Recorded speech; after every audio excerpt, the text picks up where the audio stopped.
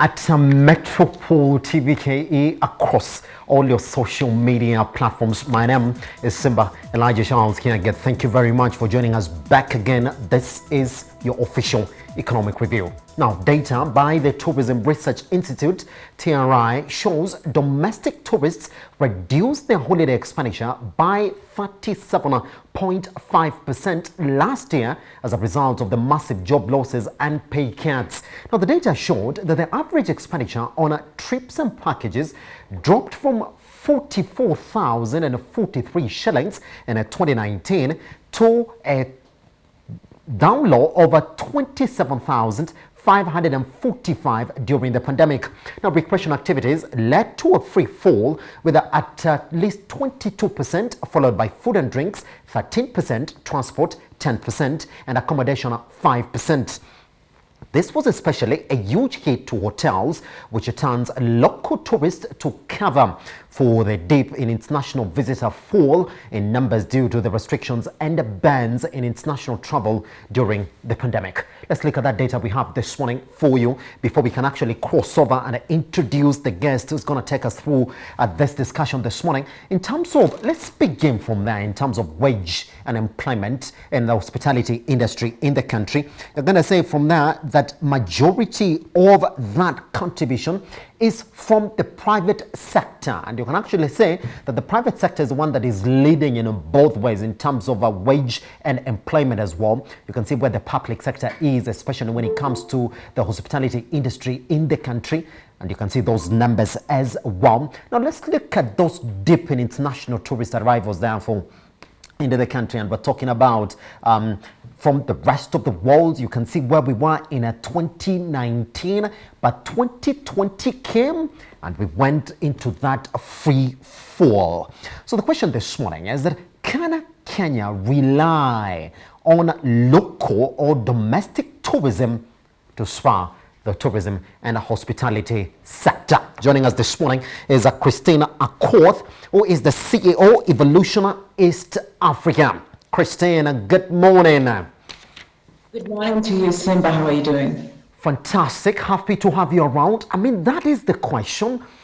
When you look at those numbers, we're talking about from an average of 44,000 in 2019 to what is now currently going on, 27,000. But again, we do know that those numbers as well, in terms of the general numbers, they are fallen as well. So question is going to be, is it possible that the tourism and hospitality sector can rely on domestic tourism to remain afloat during the COVID-19 pandemic? Oh, well, Simba, I think we can. I think as a country we can. And I think it just needs that all stakeholders need to come together. Yes. To actually think the whole sector in itself. We've been relying so much on international tourism, even if when you look at our marketing, the way we package ourselves. And with COVID-19, we've gone back to the drawing board. So I think if we get all the private sector, the government, and even the public in itself to come up with innovative, sustainable ideas that are going to make domestic tourism lucrative, I think we can actually rely on that. Interesting, because that's where the conversation then begins, Christine. When you look at where we are right now in terms of domestic tourism, from where you said it this morning, where do you think the gaps are? As in for me, I think the gaps are in diversity. Yes. What do we present to the local, to domestic tourists? Yes. You know, we need to diversify on the activities or what we want to offer to them for them to actually wanna participate in the industry in itself. Yes. Second thing, I think also we need to do research now. We've been thrown into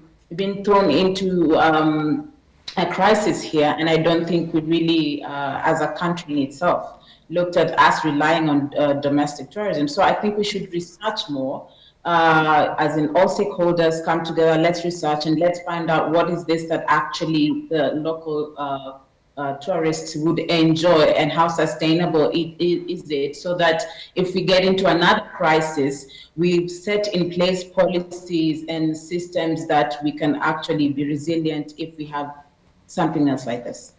Should we question those numbers, Christine, this morning when you're talking about the diversity then? Because we're saying we are falling to an average of 27,000. Fine, and we're worried that amount is low. But then when we're talking about a domestic tourist, Christine, should we look at that number and even question and say, well, we are complaining that that number has fallen from 44 to 27,000, but is that cost again too high when we're looking at the demographics of the domestic tourists?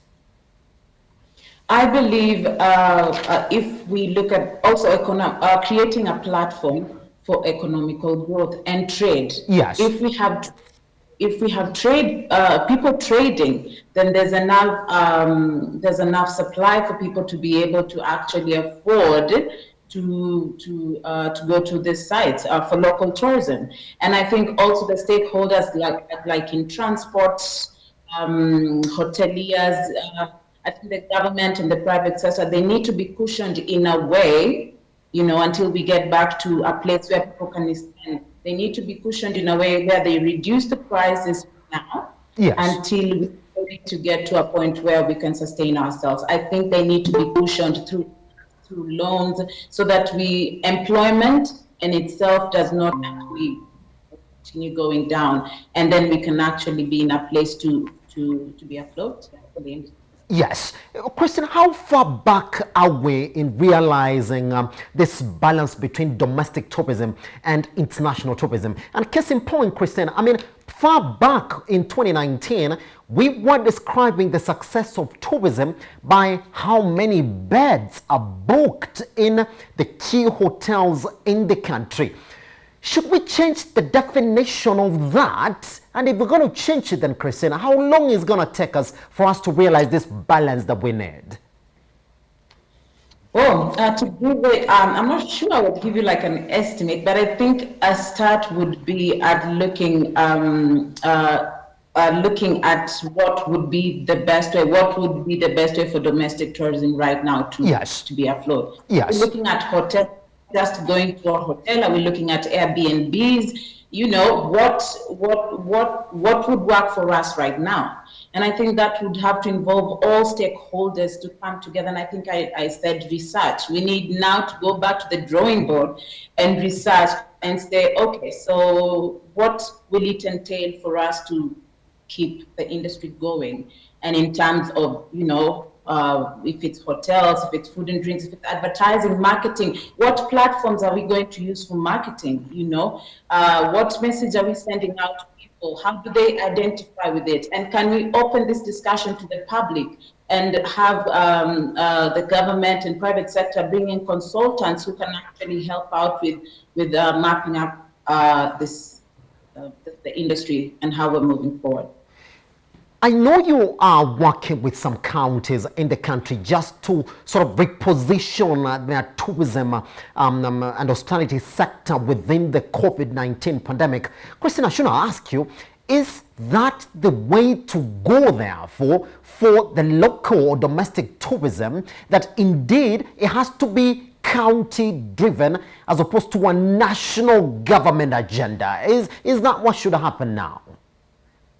I think that should happen, and I think with the introduction of every county having their own website portal, where you can get information, is a very good place to start. For example, as you say, I work with certain counties, and one of them is Kilifi County, and we've come up with an app called This is Kilifi. And now you can get all the information about every touristic activity, every hotel, and you can even give your feedback through the app, And so if counties can come together with the local consultants and see it, because we might come up with a strategy for the whole country, but I think local tourism varies from different counties, because there are different activities, cultural activities, and with technology right now, we can make it easier. I think it needs to be more county-based.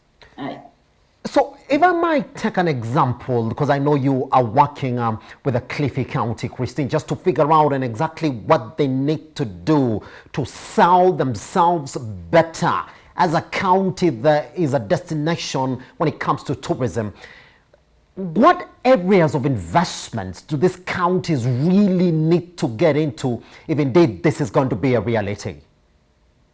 For me, I think marketing. Yes. The information actually goes out, even to the local mwananchi. At the end of the day, there needs to be enough dissemination of information. They need to invest in that, and also I think involving the hotels in every stakeholder, every policy they put in, or every idea they want to involve actually the hotels themselves, the public in itself, to help out with that. I think that would be the best way. And with the app, as we are saying, yes, at least we can see that now you get feedback from people. They can go on the app, you just download it, and then you get all the information. You can give your feedback, and which helps a lot also with the hotel, with digital marketing, looking at the fact that the counties in themselves, the ministries in themselves in the county have a database, and that to the app they're helping market the hotels to the people.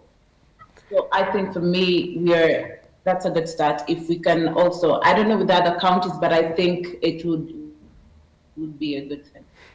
Lastly, Christine, as we come to the end of our conversation this morning, I mean, we sit, a national budget is released, and then you see exactly the amount of money that has been allocated to the tourism and the hospitality sector. From where you sit as well, when you look at our country, has there been a deliberate and projected effort to really sell the country to local tourists, or has been to the international tourists? I think for a start, I think we're on baby steps here. Yes. Let's be honest. And I'm hoping that a lot will be put into marketing. Again, marketing, information out here. I mean, looking at even what Magical Kenya do, if we can start doing advertisements or promotions that are actually more local oriented, and then now I think we'll be at a better place to say, okay, we are moving. But at present, I think it's baby steps. We are learning. Pretty much. Christina Korth, CEO, Evolution East Africa, thank you very much for taking your time to speak to us here this morning at Metropole Television. Thank you so much, Simba. Always a pleasure. Always a pleasure. We take a short break, but once we come back, questions around COVID. But let's concentrate on that vaccine. Number one, what is the timeline between your first shot and the second one? I mean, we were told 4 weeks, they extended to 8 weeks. Now it is 16 weeks, could be more. Number two, since we're not getting AstraZeneca, and since there seems to be logistical challenges on getting that, and since we have got the Johnson & Johnson, is it possible for you to mix that vaccine? What is the science saying? And then number three, let's talk about the possibility that if you get the second shot of AstraZeneca, the scientists are saying that now a third jab could be good for you as well. What is going on? How do we understand this area? Once we come back here on Business AM, my name is Simba Elijah Charles Kiek.